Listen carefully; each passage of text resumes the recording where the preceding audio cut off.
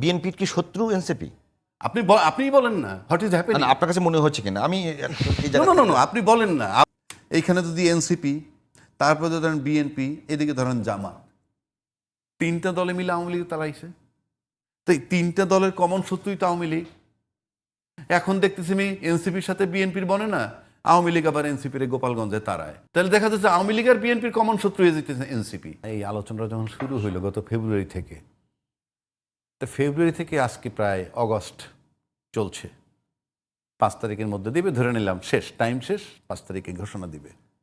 এটা তো একটা লম্বা সময়, কিন্তু অনেক লম্বা সময়। তাহলে আপনি এত বড় লম্বা সময় লাগে কেন? এখনো কিন্তু কমপ্লিট না। ছাত্ররা বলছে নিজেরা ঘোষণা দিবে, আমার মানে সেই চাপে বলছে আমরা 5 তারিখে ঘোষণা দিব। সুতরাং যে 3 তারিখে যে টার্মাল সিচুয়েশনটা হওয়ার সম্ভাবনা, সেটা হয়তো কিছুটা হালকা হতে পারে, আমি জানি না ঠিক, যেহেতু সরকার বলছে আমরা 5 তারিখের মধ্যে দিব। কিন্তু প্রশ্ন আপনি দেখবেন আপনার লাইফে, ব্যক্তিগত লাইফে দেখবেন কাজের আলাপ সবসময় কম, বেদা পেশাল বেশি হয়। আপনি যখন কারো টেলিফোনে কথা বলেন, খুব কাজের আলাপ, হ্যাঁ কালকে 4টায় ওখানে আসবো, ফিনিশ, অর্থাৎ কাজের আলাপ কম হয়।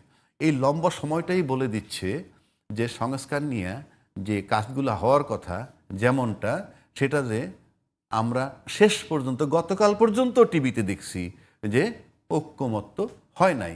এখন বলতেছে 800 এত হইলে সংস্কার, তার ভিতরে 51টা বাদে সবগুলো তো হয়েছি।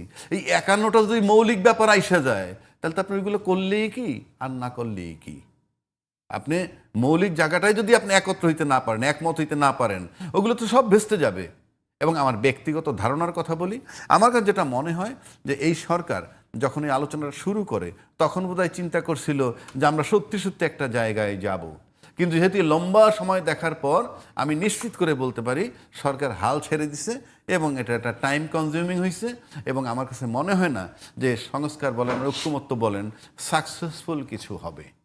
এখন আসেন, আপনি বলছেন যদি এইটার ভিতরে অনেকগুলা দলের ব্যাপার আছে, কারো মতের যদি বিষয় না থাকে তাহলে সে দ্বিমত করতে পারে। এনসিপির ব্যাপার আছে, সে যদি দ্বিমত থাকে, মানে তার মন মতো করে না পায়, তার দ্বিমত থাকতে পারে, নট আনলাইকলি। এখন আসেন, আপনি ঘোষণাপত্রটা যারা আন্দোলনকারী, আজকে তো আমরা মানে এখন পর্যন্ত একটা বিষয় কিন্তু খোলাসা না যে ঘোষণাপত্র সরকার দিল, হ্যাঁ না ঠিক আছে, এটা ঘোষণাপত্র এনসিপি এবং বৈষম্য বিরোধী তারা করতে গিয়েছিল, সরকার বলছে এটা আমরাই করবো, ওকে, সরকার দিল, সেটিকে সংবিধানে ইনক্লুড না করলে ঘোষণাপত্র দিয়ে কি আর না দিয়ে কি, সেইটাই বলতেছি। সেই বিষয় নিয়ে রাজনৈতিক দলগুলো কিছুই খোলাসা করেনি। এটাই বলতেছি, ওদের বক্তব্য হলো এনসিপি ধরেন বা ছাত্ররা ধরেন, ছাত্ররাই তো রূপান্তরিত হয়েছে এনসিপি হিসাবে। হ্যাঁ। তাদের বক্তব্য হলো আমাদের একটা আইনি কাঠামোতে নিতে হবে, অর্থাৎ আমরা আইনের ভিতরে আইনগতভাবে আমাদেরকে বৈধতা দিতে হবে। এই বিষয়টা এরকম।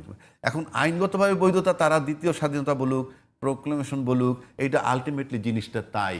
কিন্তু আমরা এটাকে অ্যাপ্রুভাল দেওয়ার ইচ্ছা, সদিচ্ছা নাই বিধায়, সদিচ্ছা নাই কেন সেটা আপনি কতগুলো এক্সাম্পল, সিনারিও দেখলেই বুঝবেন।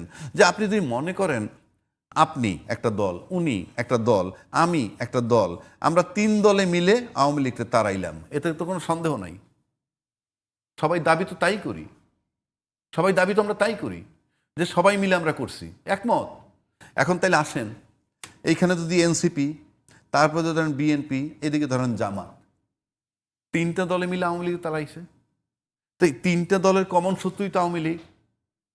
এখন দেখতেছি আমি এনসিপির সাথে বিএনপির বনে না, আওয়ামী লীগ আবার এনসিপির গোপালগঞ্জে তাড়ায়, বা বিভিন্ন দল বিভিন্ন জায়গায় তাড়াচ্ছে।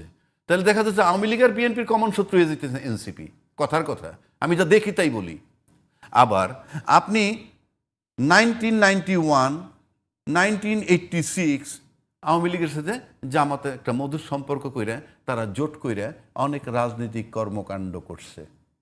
যেই আওয়ামী লীগগুলো স্বাধীনতার পক্ষের শক্তি, মুক্তিযুদ্ধের চেতনা নিয়ে চলে, তাহলে মুক্তিযুদ্ধের চেতনা, স্বাধীনতার পক্ষের শক্তি, উনি জামাতের সাথে যখন আন্ডারস্ট্যান্ডিং করেন, তখন কি জামাতের গায়ের থেকে রাজাকারের গন্ধ পাওয়া যায় না? আবার সময়ের ব্যবধানে গন্ধ পাওয়া শুরু করলেন, তাদেরকে ফাঁসিও দিলেন।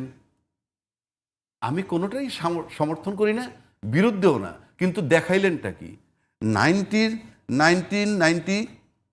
2001-এ জামাতের সাথে আজকের সবচেয়ে বড় দল, তারাও তো সরকার গঠন করছে, কইরা মন্ত্রীও বানাইছে। তো আজকে আবার তারা রিভার্স হয়ে যাচ্ছে।